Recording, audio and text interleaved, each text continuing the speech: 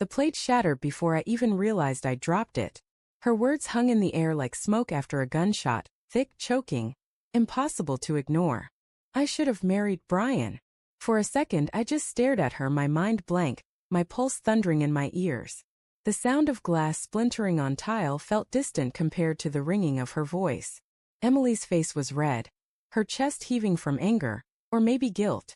We'd been arguing about something small, something stupid, a missed call, a forgotten grocery item. I can't even remember. But now those words cut through everything else. Bryan, her old college boyfriend, the one she swore was just a friend now, the one who still texted her on her birthdays and sent funny memes, because he knew her humor. I used to laugh it off. But now, hearing his name like that, spat out in a moment of venom, felt like the floor beneath me had vanished.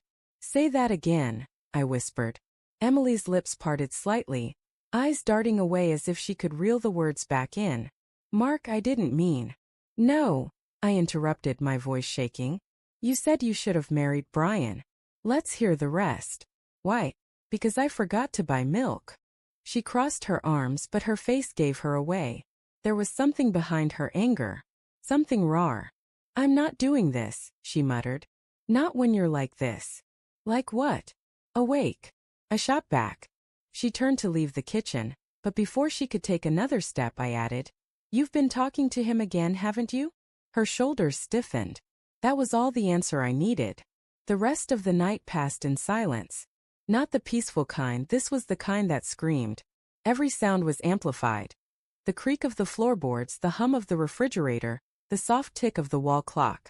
Emily slept in the guest room. Or tried to. I could hear her tossing and turning through the thin wall. Meanwhile, I lay staring at the ceiling, my chest tight. The room felt colder than it had in years, as if the warmth had followed her down the hall. When I finally dozed off, it was to dreams of a man I hadn't met in over a decade, tall, confident, always smiling in photos. Bryan, the golden boy of her college years. The one who didn't want to settle down. I woke up before dawn and went downstairs to make coffee. The mug felt too heavy in my hands. Emily joined me around 7, hair messy, eyes red-rimmed. She sat opposite me without a word. The silence stretched until I couldn't take it anymore. Are you seeing him? Her head snapped up. What? No. Then why say his name like that? I told you it slipped out. We were arguing, I was angry. You don't just slip out someone else's name in the middle of a fight with your husband, Emily. Her eyes filled with tears, but I wasn't ready to comfort her. Not this time. After a moment she whispered, Bryan reached out a few months ago. He's going through a divorce. We talked a little, that's all. Talked how? I pressed. Just messages. Catching up. Does he know you're married? Yes, of course. Does he act like it? That question hung heavy between us. She didn't answer. I stared down into my coffee. My reflection trembled in the dark liquid. I want to see the messages. Her eyes widened. Mark, no. That's private. So's my marriage, I said quietly. 2 hours later, she finally handed me her phone. The conversation thread with Bryan, old friend grinning face with sweat, was long, months long. I scrolled through messages that started out innocuous enough. Jokes, catch-ups, photos of his kids. Then slowly they changed. Him. Remember that cabin trip senior year? Her God, yeah. You got us lost for 2 hours. Him, best 2 hours of my life. Her, stop. You're terrible. Him. Still think about you sometimes, Em. Her, Bryan. I stopped there, my stomach twisting. Her hand trembled as she reached for the phone. It wasn't physical, Mark. I swear. That's not the point, I said, my voice breaking. You let it happen. You opened the door. I was lonely, she cried. You've been distant for months. Always working, always tired. So your solution was to flirt with someone else? She buried her face in her hands, sobbing. I didn't mean for it to go that far. I missed feeling wanted. That word, wanted, hit harder than I expected. I wanted her every day. I just thought she knew. For days we circled around each other like ghosts. We said good morning and good night, but everything else was silence. I stopped touching her. She stopped trying to talk to me. And then came Friday night. We'd been invited to dinner at a mutual friend's house. Ethan and Claire. The kind of couple that still held hands after 15 years. I wanted to cancel, but Emily insisted. We need to act normal, she said. So I went. Halfway through dinner, when conversation drifted to old college stories, Claire laughed. Hey, remember Bryan? That guy who always brought his guitar everywhere? I ran into him at the mall last week. I froze. Emily did too. Oh really? Ethan asked. What's he up to now? Something in real estate, Claire said.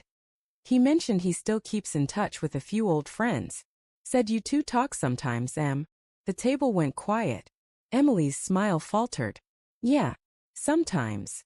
Claire's tone softened. He seemed different. Sad actually. Said he regrets how things ended back then. I set down my fork slowly. What do you mean? How things ended? Claire blinked. Oh, I just meant he said he broke things off badly. That he thought maybe he'd made a mistake.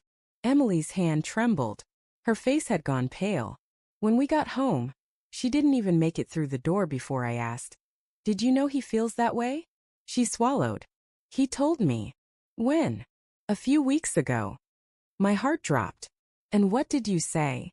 Her eyes filled with tears. I said I didn't know. That part of me wondered too.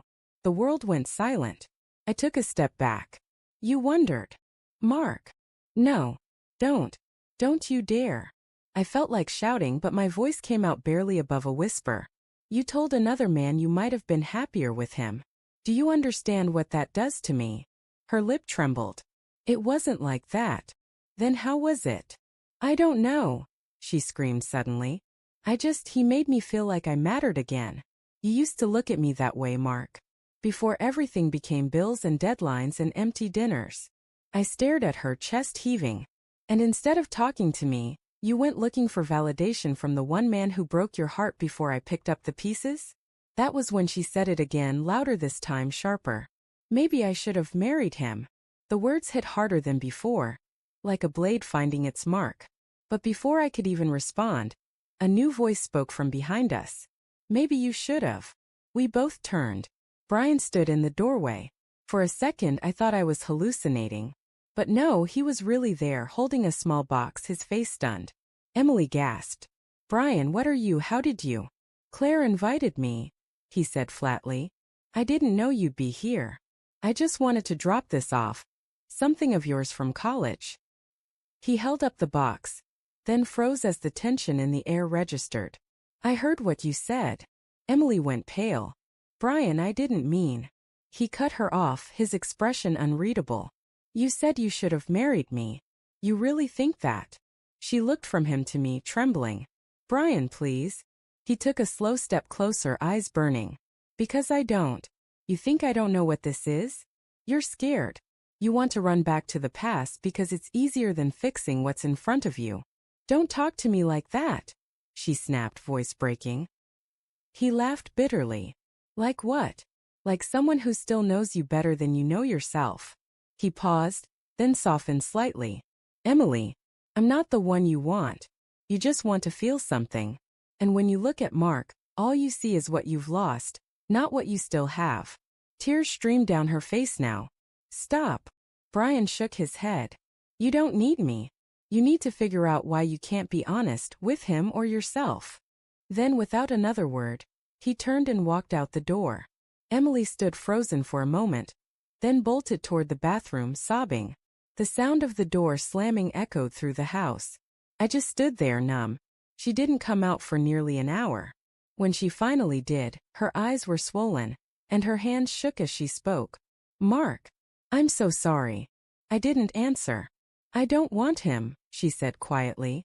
I don't even think I ever really did. I just got lost. I wanted to feel like I mattered again, and I thought he could give that to me. But he's right. I've been lying to both of us. I met her eyes. Then tell me one truth, I said softly.